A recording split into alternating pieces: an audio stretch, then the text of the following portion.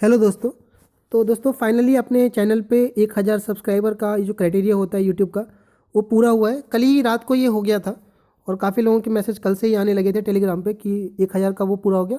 Telegram पे भी 100 लोग पूरे हो गए हैं आपके। तो ये सब कुछ बच्चे जो कुछ भी हुआ है ये सब आप ही लोगों की वजह से है और आप लोग का काफ़ी बहुत सपोर्ट रहा। मैंने तो सोचा भी नहीं था कि इतनी जल्दी कुछ हो जाएगा सब कुछ। तो देखिए ये चैनल अभी मैंने बनाया तो बहुत पहले ही था, लेकिन जो वीडियो अपलोड करी है मैंने चालू करी है करना वो 1 दिसंबर के आसपास से शुरू करी है और कंटिन्यू तब से मैं वीडियो अपलोड कर रहा हूँ। बीच में अभी मैं घर चला गया था तो एक हफ्ते तक के लिए थोड़ा डिस्टर्बेंस आई थी, लेकिन तब भी मैंने कंटिन्यू रखा था घर से भी 2-3 वीडियो। तो कुल मिलाकर के 1 महीने 15 दिन के अंदर ये सब कुछ हुआ है। और जो 4000 घंटे का भी एक क्राइटेरिया होता है कि आपकी वीडियो इतने चलने चाहिए, तो ये तो स्टार्टिंग में ही हो गया था 1 वीक के अंदर ही। लेकिन 1000 सब्सक्राइबर बच्चे ये आसान काम नहीं होता। जब आप वीडियो अपलोड करोगे और जब आप एफर्ट डालते हो, जब आप बहुत सारी चीज़ें होती हैं आपको बताना, पीछे से आप बस वीडियो देखते हो, पीछे बहुत सारी चीज़ें होती हैं कि आप एक एक वीडियो के लिए कई बार अपलोड करने के लिए 2-2 घंटे तक वेट करने पड़ते हैं, मोबाइल डेटा से करना पड़ रहा है। तो कई बार ऐसा हो जाता है बच्चे, और फिर भी बहुत सारी चीज़ें हैं। लेकिन तब भी कुल मिलाकर के बात ये होता है कि यार जब ऐसा मिलता है तो वाकई दिल से अच्छा लगता है। जो थम आपने देखा होगा थंबनेल, तो रियली बहुत अच्छा फील होता है यार। ठीक है, बाकी आपके प्यार के बिना ये ऐसा पॉसिबल नहीं था और आगे अभी तो स्टार्टिंग है, आगे बहुत कुछ है चीज़ें। ठीक है, मेरे पास भी प्लान है बहुत सारी चीज़ों का, तो वो हम देखेंगे आगे, धीरे धीरे हम सब जुड़े रहेंगे। तो चलिए ठीक है, ये सब बातें थी इसके लिए। और कल से ही मैसेज आ रहे थे, सबको दिल से एक बार फिर से मैं धन्यवाद देता हूँ ठीक है इसके लिए। तो देखो इस वीडियो में हम बात कर रहे हैं किस चीज़ के रिगार्डिंग लेकर के, कि सभी के दिमाग में यार मतलब यही बात चल रही है बार बार कि क्या टीए सीबीडीटी और 2800 में क्या हम कन्फ्यूज़न बहुत ज़्यादा क्रिएट हो गया है। तो उसी पैरामीटर पे मैं बात कर रहा हूँ। काफ़ी लोगों के मैसेज है मेरे पास और सीधा मुझसे पूछते हैं। तो यार देखो मैं आपको फिर एक चीज़ बोल रहा हूँ कि नंबर आपके हैं, मैं फिर स्टार्टिंग में बोल रहा हूँ, मार्क्स आपके हैं, नौकरी आपको ज़िंदगी भर करनी है, पैसे आपको लेने हैं और आप जो कुछ बीतेगा वो आप पर बीतेगा। तो फैसला भी बच्चे आप खुद ही लीजिए। इस चीज़ को आप आराम से रिलैक्स कर लीजिए, सब चीज़ों को समझ लीजिए और फिर आप किसी के कहने पर बिल्कुल जाना भी नहीं चाहिए ना। आप सोचिए आप कि आपकी लाइफ का इतना बड़ा डिसीजन है, तो आप लोगों से राय ले सकते हैं लेकिन आपको फैसला खुद ही करना पड़ेगा और किसी की बातों पर आप नहीं आओगे। इस बात को समझिए आप।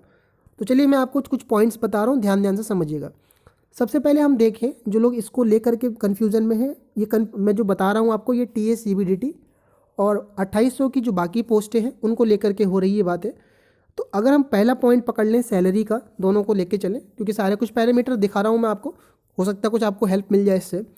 तो इसमें पहला टीए में जो आपकी सैलरी मिलती है वो करीब 38,000 से 40,000 के बीच में आएगी जब आप ज्वाइन करोगे। अब देखो यार, जब मैंने एक वीडियो अपलोड किया था कुछ दिन पहले तो लोगों ने कहा था, मैंने 40,000 बताया था उसमें, तो लोगों ने कहा था कि अभी तो 37,000 ही मिल रहा है। देखो जब आप ज्वाइन करोगे ना तब ये दिसंबर हो चुका होगा, ये मान के चलो, क्योंकि जिस हिसाब से इनकी ज्वाइनिंग आती है लेट आती है और मान लीजिए 31 मार्च को रिजल्ट आता है और अगर पीछे का ही ये सिनेरियो लेके चल रहे हैं तो उस हिसाब से देखा जाए तो अक्टूबर नवंबर नवंबर मान के चलो।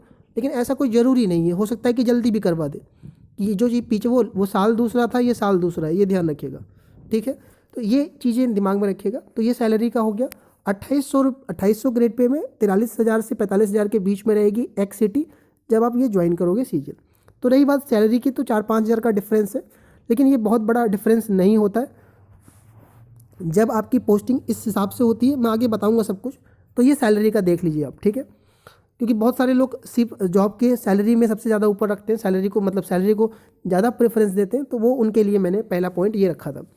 बात करते हैं सबसे पहले पोस्टिंग। यही जो चीज़ है ना जो सबको दिमाग में खटक रही है और इसी वजह से ये सारा खेल बदल रहा है।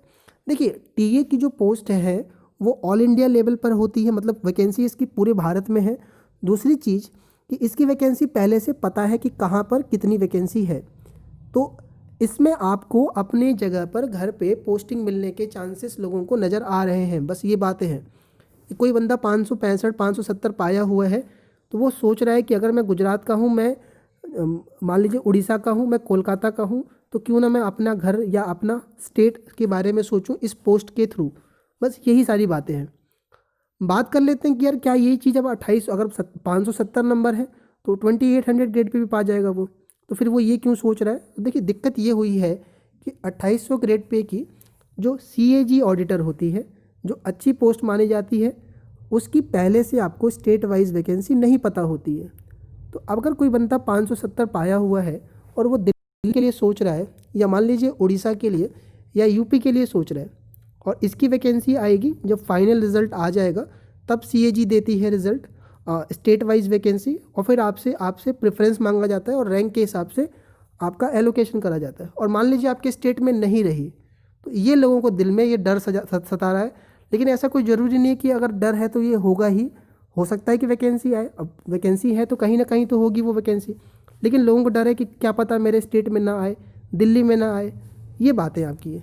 रही बात CGDA ऑडिटर, दूसरी 2800 ग्रेड पे की है, उसकी भी आपकी पता है कि पहले से तो पता है वैकेंसी, लेकिन जो एलोकेशन होगा आपका वो रैंडम ही होता है आपका, आपके उसके हिसाब से नहीं मांगी जाती है। बात रही CGA अकाउंटेंट की, तो CGA अकाउंटेंट में भी जो मिनिस्ट्री का एलोकेशन होता है वो रैंडम होता है। मतलब वैकेंसी तो पता है मान लीजिए आपको, लेकिन जब आपकी जॉब लगेगी इसके बाद, तो आपको कौन सी मिनिस्ट्री मिली CGA के अंदर, वो रैंडम होता है, उसके बाद ही मालूम चलेगा। आया बात समझ में आपको? तो उसमें भी सारी मिनिस्ट्री दिल्ली के अंदर नहीं है। तो ये इतना कन्फ्यूजन क्रिएट हुआ, CGDA का कन्फ्यूजन क्रिएट हुआ, CAG का हुआ और CGA का हुआ, और ये 3 मेजर वो है आपकी है। उसके अलावा जो आपका डिपार्टमेंट ऑफ पोस्ट है, ठीक है ना, डिपार्टमेंट ऑफ पोस्ट और डिपार्टमेंट ऑफ टेलीकम्युनिकेशन, डिपार्टमेंट की हालत ठीक नहीं है। डिपार्टमेंट ऑफ पोस्ट की हालत आपको पता ही है। अच्छा, डिपार्टमेंट ऑफ पोस्ट का मतलब पोस्ट ऑफिस ही होता है, लेकिन इसका ये मतलब नहीं कि आपकी पोस्टिंग पोस्ट ऑफिस के अंदर होती है, डाकघर में होती है, नहीं। डिपार्टमेंट ऑफ पोस्ट के आपके कैपिटल के अंदर इनके ऑफिस होते हैं, और डिपार्टमेंट ऑफ पोस्ट बाकी अदर डिपार्टमेंट की भी रिकॉर्ड्स को देखती है, जैसे रेलवे का वो हो गया, पेंशन की फाइलें हो गई, ये सब भी देखने का काम होता है उनका।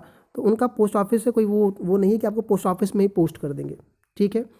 तो एक तो उनका जॉब नेचर, अच्छा, डिपार्टमेंट ऑफ पोस्ट की और टेलीकम्युनिकेशन की पहले से स्टेट वाइज पता होती है, लेकिन थोड़ा जॉब नेचर की वजह से लोग इसको थोड़ा सा पीछे रखते हैं। बाकी जो अच्छी पोस्टों में है वो है CGA और CAG, और CGDA भी आपकी अच्छी मानी जाती है ऑडिटर के हिसाब से। तो एक तो ये रहा दूसरा सिनेरियो पे। तो पोस्टिंग वाला सबसे बड़ा क्रूशियल पॉइंट निकल के आया है, इसलिए मेरे को ये वीडियो बनाना पड़ा है। आगे देखते हैं, लेकिन सिर्फ पोस्टिंग को लेके ही मत कर लेना बात, आगे समझते हैं हम लोग। अगर हम थोड़ा वर्कलोड के लिए देख लें कि मान लीजिए अगर आप तैयारी के लिए सोच रहे हो या आगे स्टडी के लिए सोच रहे हो, तो TA के अंदर जो पोस्ट का जॉब नेचर होता है वो डेस्क जॉब ही होता है, 9 से 5:30 वाला हिसाब होता है, फाइल पर ही काम होता है आपका। लेकिन आपको मैंने पहले भी बता रखा है कि जब फाइनेंशियल क्लोजर होता है, क्योंकि ज़्यादातर जितने भी अकाउंट से रिलेटेड काम है, फाइनेंस से रिलेटेड काम है, जब फरवरी का महीना आता है, जनवरी के बाद से ही काम बढ़ना चालू हो जाता है, तो आपको देर रात तक भी ओवर टाइम भी करना पड़ता है, ठीक है। ऑडिटर की पोस्ट बात कर ले हम, ऑडिटर CGDA और CAG का थोड़ा सा वर्कलोड ज़्यादा होता है कंपेयर टू CGDA, और कई बार आपको डबल AO के साथ में फील्ड में भी भेजा जा सकता है, लेकिन हमेशा नहीं जाना पड़ता है, कभी कभार आपको ले जा सकते हैं फील्ड में। और यही काम CGDA में भी होता है, लेकिन बहुत रेयर मिलता है आपको कि आपको जाना पड़े फील्ड के अंदर।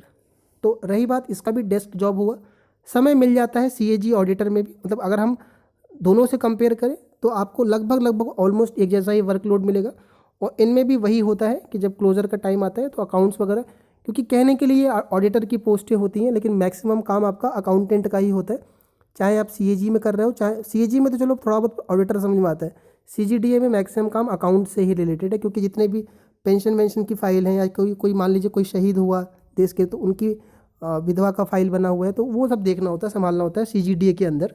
तो वो आपका मैक्सिमम अकाउंटिंग का ही काम हो गया। आए बात समझ में? और अकाउंटेंट जो होता है आपका डिपार्टमेंट ऑफ पोस्ट और टेलीकम्युनिकेशन में भी वर्कलोड नॉर्मल ही है, कोई बहुत ज़्यादा इसमें नहीं काम होता है, ठीक है। तो वर्कलोड कंपेयर कर लिया आपने, देख लिया, समझ लिया। अगर आप देख रहे हो तो ये भी देख सकते हो पैरामीटर। ट्रांसफ़र की बात कर ले, सबसे इम्पोर्टेंट तो यही है, क्योंकि देखिए है क्या कि आपको जिनकी स्टेट वाइज नहीं पता है, तो उनमें ट्रांसफ़र का भी पता होना ज़रूरी है। TA की ऑल इंडिया में वैकेंसी है, तो आपको अगर आपका होम स्टेट नहीं मिलता है, कि जैसे मान लीजिए किसी ने पहले UP को प्रेफरेंस दिया और UP ना मिल के उसको जयपुर मिल गया, तो आप जब अपना प्रोबेशन पीरियड पूरा करते हो, 3 साल का होता है, तो उसके बाद आप ट्रांसफ़र के लिए अप्लाई कर सकते हो, है ना। और TA के अंदर मैंने बताया था आपको कि अभी इसका ये ICT वाला, जैसे इंस्पेक्टर रैंक में जोन का वो इशू नहीं है, लेकिन इसमें आप करवा सकते हो।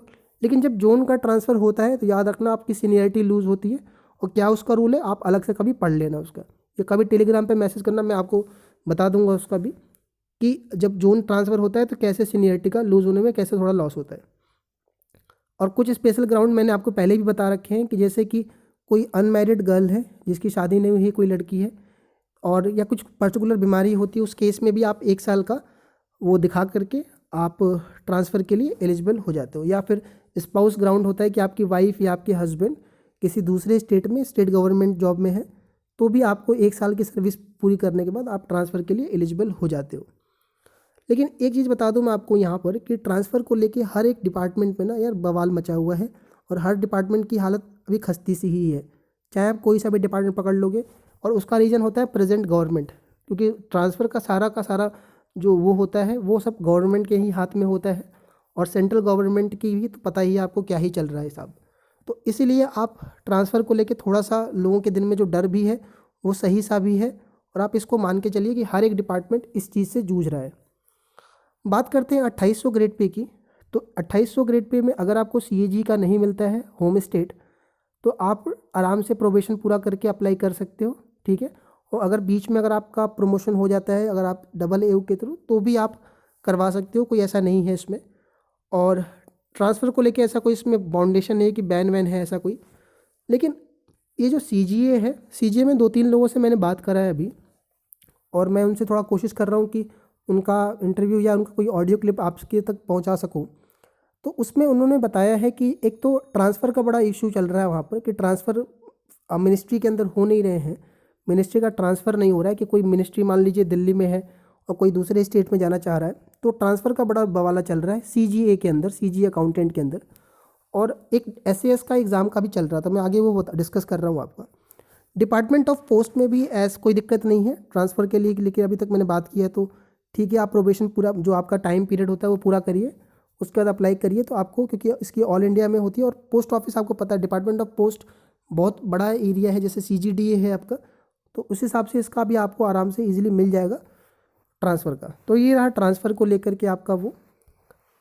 प्रमोशन के हिसाब से बात कर ले तो प्रमोशन में बच्चे एक बार ध्यान से समझना आप कि एक नया रिक्रूटमेंट रूल अप्लाई होने वाला है। सॉरी, नया तो नहीं है, ये वही रिक्रूटमेंट रूल है जो आपका CBIC में लगा हुआ है।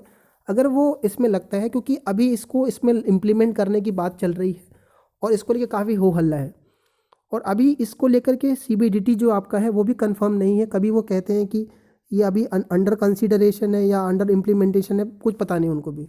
और ये हाथ में है फाइनेंस मिनिस्ट्री के, ठीक है।